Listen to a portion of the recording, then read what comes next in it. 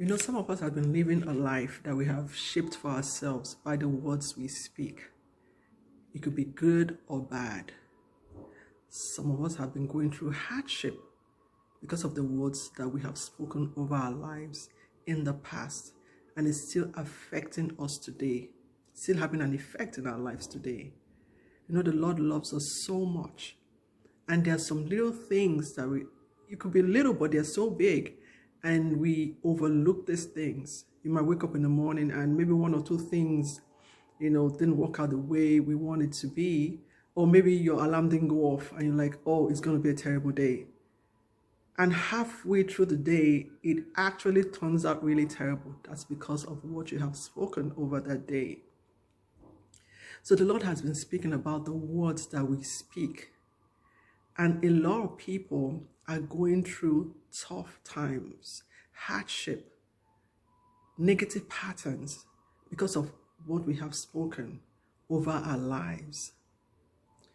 And these things you would never know except you spend time in a secret place with the Lord. These are just little things that we overlook. You know, it sounds simple. It's like, what are words? But words have power. It says life and death are in the power of the tongue. We should watch the words that we speak because it has power. And this is what the Lord is highlighting. There are words that I've spoken in the past, and the Lord brings them, even in conversations, and the Lord brings them back to me. And I have to renounce those words because those words had effects in my life. And I had to renounce them, just like I said last week, that there are some things that have happened in the past, and the Lord will revisit them when it's time. And these words has been having effect in my life, and I had to renounce those words.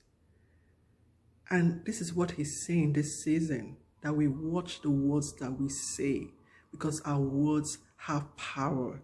In Psalms 141 verse 3, this is one prayer that you should pray every day. Psalm 141 verse 3, it says, set a guard, O Lord, over my mouth. Keep watch over the door of my lips. Because some of us we just throw those words without even thinking. But then you have planted a seed, and this word begins to have effect in your life, and it just turns your life around. But that's not the end of the world. You know, if we spend time with the Lord in the secret place, he will show you, he will speak to you about these words. He will bring these things out to you. This is the benefit of spending time with the Lord in the secret place. I mean, I never knew these things if the Lord did not bring them up to me. Even in dreams, I just see myself speaking some words I have never spoken in years. And I'll be like, wow, this is what the Lord is saying. And I have to pray and renounce those words and break them off of my life. And this is what the Lord is saying, happening in the life of his children going through hardship, about things that they are overlooking. And he's saying to you today in Proverbs 18:21, it says, death and life are in the power of the tongue, and those who love it would eat its fruits. So you eat the fruits of the words that you speak. The words that you speak is life. It has life and it has death in it. So we watch what you say, and we ask the Lord to keep a guard at the door of our mouth, that we watch what we say, that we speak life always. Always pray that you speak life always and not death, because it has a great effect in our lives. And pray that the Lord will reveal to you those words that you have spoken over your life that is still having a negative effect in your life, or even in the lives of your children.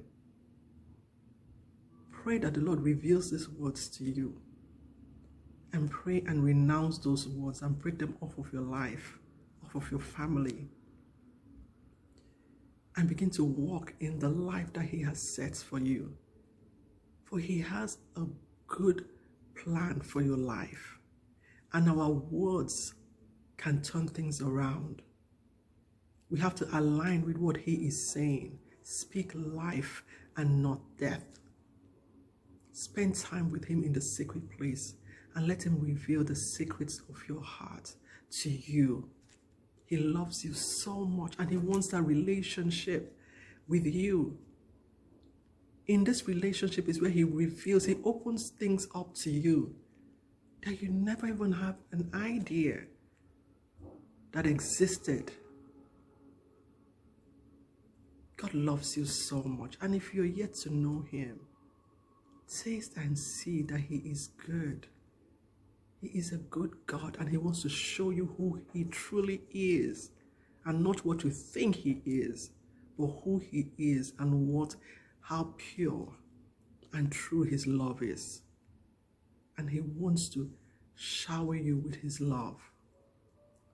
God bless you. Speak life. Life always.